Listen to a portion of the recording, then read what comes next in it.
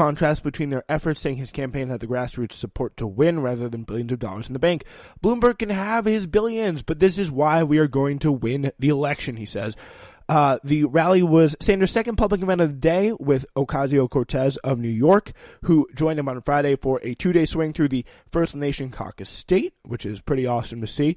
During a rally in Council Bluffs on Friday, both progressive politicians largely avoided making any references to Bloomberg, his early moves, and his suggestion that he would follow the unconventional campaign strategy of skipping all 4 traditional early state contests, instead stake his candidacy on delegate-rich primary states like California and Texas, has supplied fresh fodder for candidates like Sanders and Senator Elizabeth Warren, who are campaigning on an anti-elitist progressive message. I mean, obviously. Again, I really just don't see any. I don't see Bloomberg making too much of a dent. But if it helps anyone, it will help Bernie Sanders, and it will help Elizabeth Warren, which is really funny because those are the people that he and his friends in the billionaire class are the most scared of. So this candidacy is like, that's what helps. Like, I just don't see the point of this for an establishment perspective. Maybe he'll jump out and take out Joe Biden, maybe even a little bit Buttigieg. That's what we can hope for, because I think Buttigieg and Biden are probably tougher opponents for the Warren and Sanders than Bloomberg would be. But again, it's going to be very interesting to see what happens with Bloomberg's candidacy. My guess is, though, he probably will not make too much of a dent. All right, so yeah, we now turn to a great story here by our good friend Libby Watson back in the mix. Let's see what Libby's thinking about. She's talking about how rich Americans are interfering in our elections. So this is a very, very good one here. Imagine this. One of the largest companies in Russia and the world, with billions of dollars in contracts with the Russian government, dumps $1.5 million into an American local election with intent to shape the outcome to be more favorable to its interests. It donates or spends the money on candidates it knows will vote for policies that will keep its taxes low. We would have to imagine that the discourse of such a scheme would touch off outrage, congressional hearings, wall-to-wall coverage on MSNBC and CNN, and perhaps even special counsel investigations or the sanctioning of elected officials. It would dominate news cycle after news cycle. Before you fire up Twitter and sound the disinformatia alarm, this did not happen. What did happen is that Amazon, headed by the world's richest man with $230 billion in revenue last year, spent $1.5 million on an attempt to mold the outcome of a Seattle City Council election, because obviously Amazon's big in Seattle and they want to have influence over local politics. By the way, exactly what would have happened if the brave politicians in New York didn't stop Amazon from coming. The effort wasn't particularly successful. Their candidates failed to win a majority, but the company may have succeeded in toppling some of their loudest opponents, including socialist Kshama Swant, though many ballots that may tip in her favor remain uncounted. By the way, it actually does look like she's going to win as well. This article wasn't updated promptly, but it looks like Kshama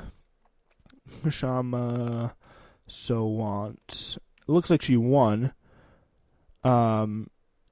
Yeah, it looks like she won anyway, which is very, very funny and good for her. Shout out to Kshama Swant, holding it down in Seattle for the people. That's what we like to see. So, yeah, she's part of the Socialist Alternative Party. So it's a Democratic. So she's not even part of the Democratic Party. Like, that's how far left she is. So shout out to her. You know, I'm gonna give her a follow on Twitter, right? Honestly. So yeah, she is. It looks like she has won at this point. She hasn't tweeted anything about it, but yeah, it looks like she's holding down there as well. Regardless of the result, the episode should serve as a reminder of the utterly insane state of campaign finance in America. It's bonkers that a corporation of any national origin, including America, can openly spend with the intent of manipulating an election to their liking, whether or not it works, and it often does. And it's wild that we're even talking about Amazon-backed candidates in any setting outside of a bribery hearing. Like that is not okay. Like, the fact that it's legal does not mean it's okay. Like, people are going to be like, oh, he's not breaking the law. But the fact, like, does this not deeply disturb you that there are candidates who are specifically backed by Amazon, who Amazon knows will serve the express purposes of Amazon? Like, that's incredibly disturbing to me. I don't know about you, but like, that is something that I think is a huge problem when it comes to making sure that our elections are untampered with and kept fair. Amazon literally dropped a tiny bit of its vast resources in trying to purchase a council that would prize the company's interests over the interests of Seattle residents and acquire progressive critics who have credibly accused Amazon of worsening the homeless crisis. Last year, for example, the city council almost passed a head tax of $275 per employee to fund affordable housing, but it repealed it just a month later after Amazon launched a well-funded and vicious campaign. There are about 11,000 homeless people in Seattle, by the way. The company threatened to sublease space in its new building instead of occupying it itself, which it later did anyway. So again, it's not like it made much of a difference. And Amazon, in 2019, Amazon donated $1.45 million to an organization called Civic Alliance for a Sound Economy, which backed 6 candidates. So once Amazon-backed opponent Egon Orion garnered personal donations from at least 18 Amazon executives. Congratulations, buddy. Good job. It's true that Amazon or any domestic company interfering with elections is not the exact same thing as a foreign company or a government spending money in American elections, but how is it different in practice? It's still presenting interests that are different from the interests that the people have. So, and that's really what should matter. In a democracy that's supposedly for and by the people, we need to have a real, we need to have real elections. We need to have elections that reflect the needs of the people, and not having these Amazon-backed candidates running for city council in Seattle, worsening homeless crises. Like that is very, very disturbing. And if it could happen there, it could happen anywhere. It could happen in America, and it does, to a large extent, happen in America. Like that is Citizens United. That's the way it works. The logic of rejecting foreign influences in our elections, down to the point of banning any foreign national without a green card from buying a T-shirt from a campaign, it's to prevent foreign governments from influencing electoral outcomes for their own potential gain. Again, how significant is the difference between a foreign government seeking to shape our government to its liking and a huge multinational corporation that happens to be located in the United States trying to do the same? Or for that matter, a single billionaire or 2 brother billionaires or the network of companies that they've started, or, I don't know, like a billionaire who happens to own a newspaper and some casinos in Las Vegas. Like it's the same thing. That's the problem with money in politics. Like, how scary is that? Like, GM, they've done the same thing before in Flint, Michigan.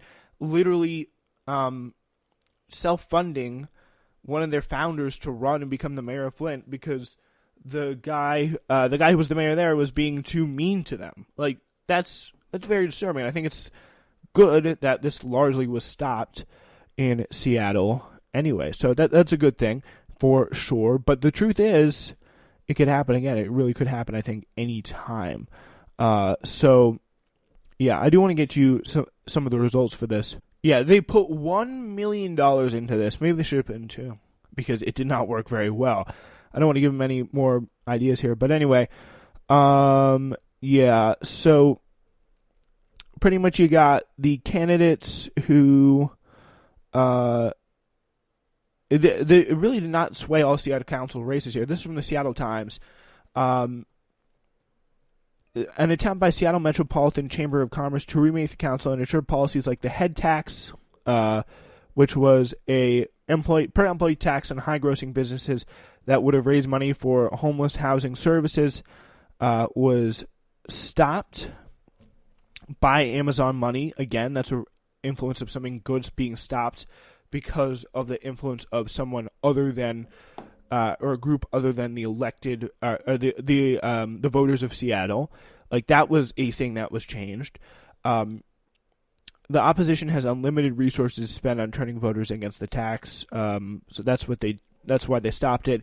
Fast forward to the Seattle Council election this year, that picture may have changed. An attempt by the Seattle Metropolitan Chamber of Commerce to remake the council and ensure that policies like the head tax would never return have been soundly rejected by a more progressive-minded electorate, despite Amazon pouring nearly $1.5 million into 7 district races through through the Chamber's No Limit Political Action Committee, or PAC. So, yeah, this is how it works.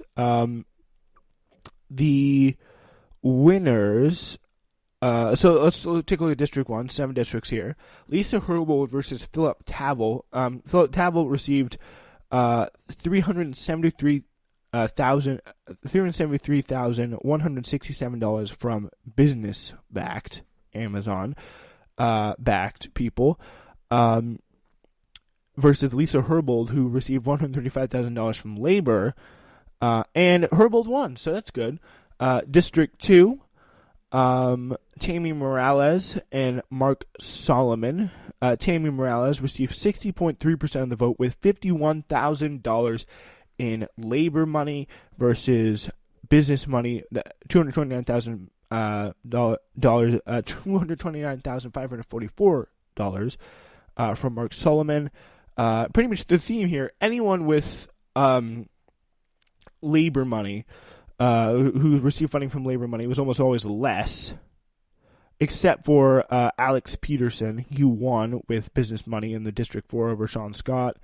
Deborah Juarez beat someone with labor and business funding. Dan Strauss, oh, this is big, received $154,000 in labor money versus Heidi Willis, who received $831,000 in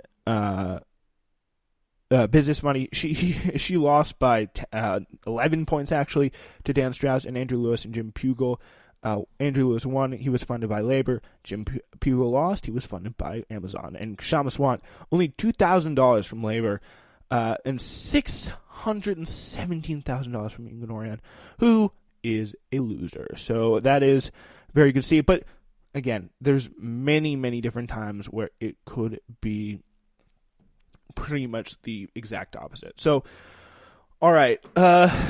Really interesting stuff going on with this article here. I just want to read it here. It's from Alex Shepard about the very right-wing bias of the media. So, yeah, getting the headline right is often the hardest part. Politico took several stabs at the inaugural entry of John F. Harris's new column, Altitude, which aims to offer weekly perspectives on politics in a moment of radical disruption. There was Why the Media is Biased Against Elizabeth Warren, was certainly a clickable, but didn't fight quite the column for that matter. Or Press Coverage of Elizabeth Warren, which has been pretty kind. Behind the Beltway's freak out over Elizabeth Warren came closer. The Beltway is freaking out a bit about over Warren, though not to the same extent that billionaires are. The possibility that could be, as I write this piece, the headline on, this is Alex Shepard's screen, reads, "The one big thing the Dems would get wrong about Warren." But Harris isn't writing about Warren. Harris, the founding editor of Politico, and the very epitome of the establishment Beltway media, is writing about himself, specifically what he and his confreres get wrong about politics. His conclusions are striking. A quarter century of covering national politics has convinced me that the more pervasive force shaping coverage of Washington and elections is what might be thought of as centrist bias, flowing from reporters and sources alike. This bias is marked by an instinctual suspicion of anything suggesting ideological zealotry, an admiration for difference splitting, and a conviction that politics should be a tighter and more rational process than it usually is. That is what, that establishment bias, I'm sure I've said this on the show, and I know I've said this to many different people about 60 different times, 60,000 different times. Like, that is how they operate. It's not a left wing, it's not really a right wing bias either. It's a bias towards keeping things the way they are. It's a bias towards the status quo, and anybody who may violate that status quo. That's why they're so harsh on Trump and so harsh on Bernie Sanders equally. Like, that is the reality of the situation here. It's hard to think of an analogy that does this justice. Phil Jackson admitting the triangle offense lost its potency in the speed and pace NBA. Paul Ryan turning on trickle-down economics. It's not exactly a mea culpa. Instead, it's a forthright description of the way DC media works from someone who pretty much has been huge in DC media for a long time, all but acknowledging that the liberal critics of mainstream news coverage have been right all along. Thank you. Thank you very much. Cenk Uygur, Young Turks, he's said this for much longer than I have. Harris chalks up much of this bias to institutionalism. Washington is a company town, and in this case, the company is the U.S. government. So here's something I've long believed, more or less, that many in Washington media and operative classes in both parties also believe. For all the talk of polarization, if you sent